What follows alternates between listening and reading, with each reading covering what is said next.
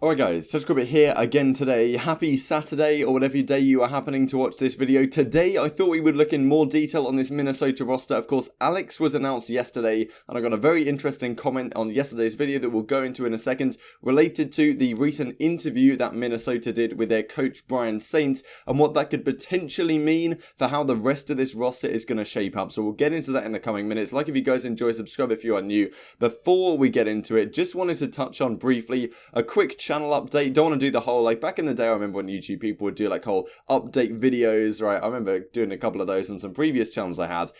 Anyway, couple of quick notes. First of all, I really do want to, and I've been meaning to for a while, so I'm sorry I haven't got into this, but I really just, difficult to find too much time lately. But anyway, I'm really looking to try and get into doing more interviews on my channel. You guys may remember, you guys who have been around a while, when I interviewed Rated and I had him on the channel for like a 25-minute discussion earlier this year, and when all the Red Reserve stuff was happening, so that's probably several months ago now. Now I really want to try and do that again with some other players, especially during this pretty interesting time on Rostermania where we're not exactly sure what all the rosters are going to be. We have rumours but not too many confirmations, a lot of things going on. I'd really like to get some more players on, and that's definitely a plan I have, but it's just difficult to organise these things because if they're based in the States, then that usually means that they're probably going to get up at 2 PM, right? And then I'm waiting for at least, like, you know, could be doing an interview at midnight. I think when I interviewed Rated it was like 1 AM my time or something. Not ideal, but these are things we might have to work around.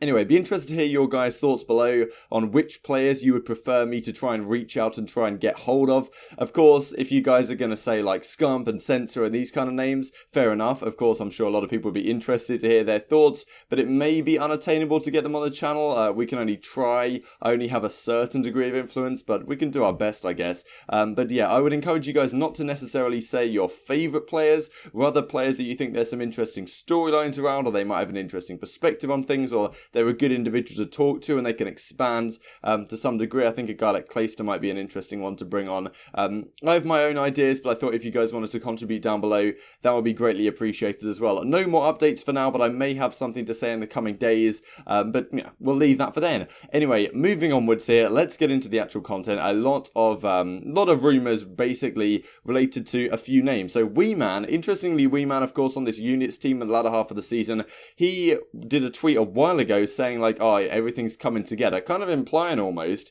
that he was getting somewhere with a franchise team. But now he tweets this out, some absolute clowns making some of the decisions, time to get my head down and prove everyone wrong again, saying that, you know, it doesn't really seem like he's getting anywhere, not even as a substitute position, which considering how he was pretty damn impactful at the end of the Black Ops 4 season, so kind of surprised to see him not get a spot, but at the same time, there's so many fantastic players right now, a lot of big names potentially missing out as well, so the fact that Weeman isn't unbelievably surprising, but it's just rather unfortunate, but that's the status right now. Cap says this, of course, the rumor, he's on that Los Angeles OpTic team alongside Slasher, Kenny, Dashi, TJ, and of course JCab, and well, he says contract, it's official. Very interesting team. In my opinion, that may be, thanks for Minnesota pointing this out to me, that may be the strongest team that we have on paper right now. A lot of people are saying mixed things about JCab.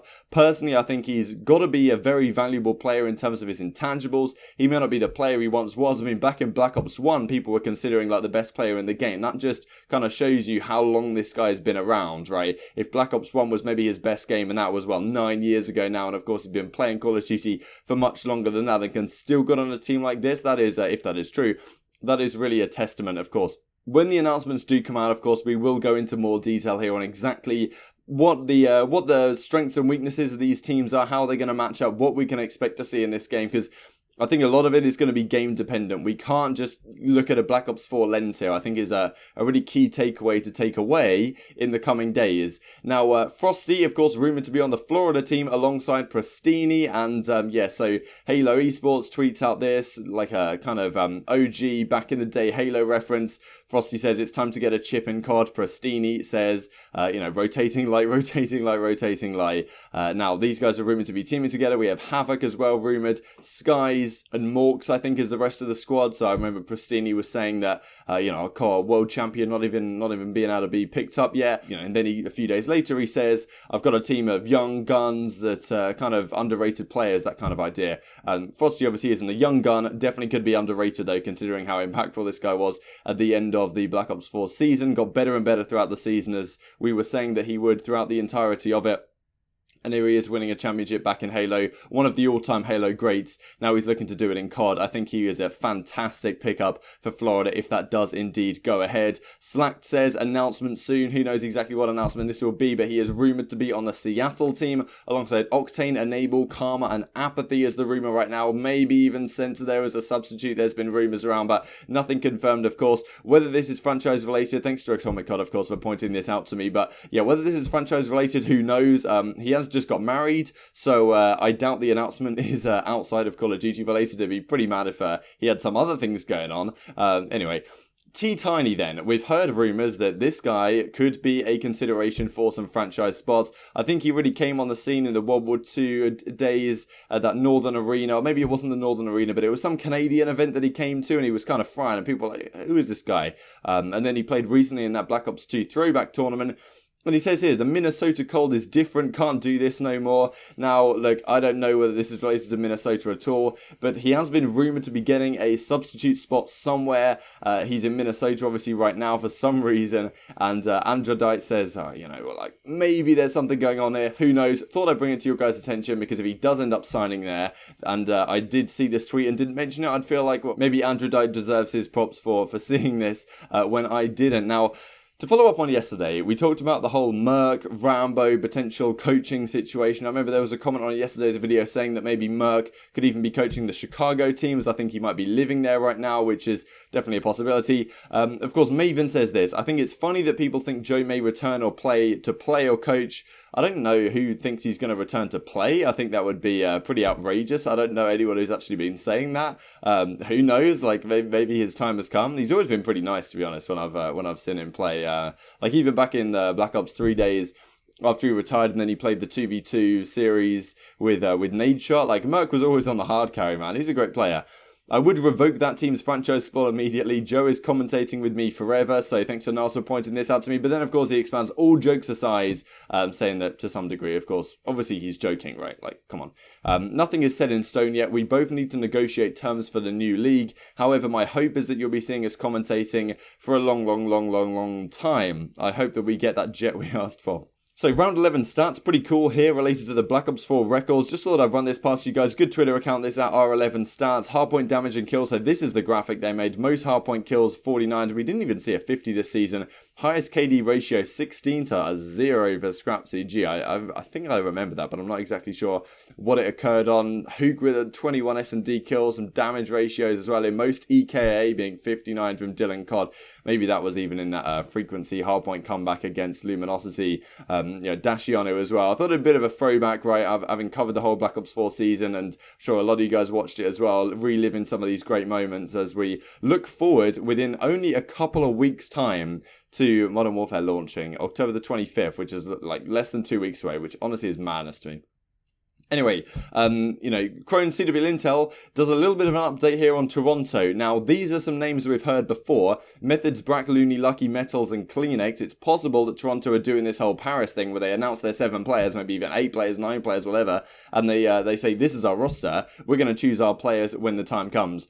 The final 4 spots are the names I've heard, but aren't clearly as confident in. Bance, Cami, Classic, Exotic, and Mayhem. I have heard something about this, that there's teams that have been looking into getting Canadian players, especially Toronto, and Exotic and Mayhem are a couple of the names I've heard associated with this, so that's possibly true. Bance, of course, did that leak where he put the NYC capitals in Banksy Castle, saying that he was maybe going to New York, but maybe that was too obvious a rumour, and in fact he might end up here. Cami as well, an interesting name for consideration, but thought I'd run that past you guys as well here. And so this is the comment from Pullen yesterday. In episode 1.5 of Minnesota CoD podcast, Saint said they're looking for a 4th and a 5th. Now this podcast, I'll leave it linked down below and I'll show you a clip in a second. It's from a few days ago now. And Saint says they're looking for a searching for an SMG, a full-time SMG. Now they of course have Alex picked up yesterday that we talked about.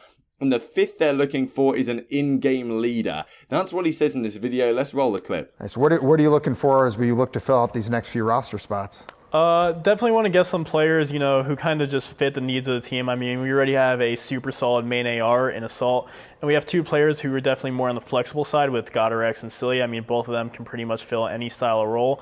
So we definitely want to get a player who's, you know, more focused as being a main SMG and, you know, another gap filler to go on top of that, just so we can kind of adapt to any meta.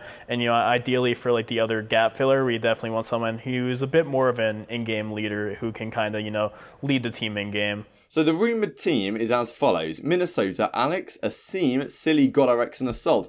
And Saint's point here makes a hell of a lot of sense, right? If you've got Silly, Godarex, Assault and Alex on a team, especially given the fact that Silly and Assault have played with Aches a lot in the past. Now, Silly did say on Reddit, we talked about it a few weeks ago now for sure, maybe even over a month. I don't even know how long these things have been going on for.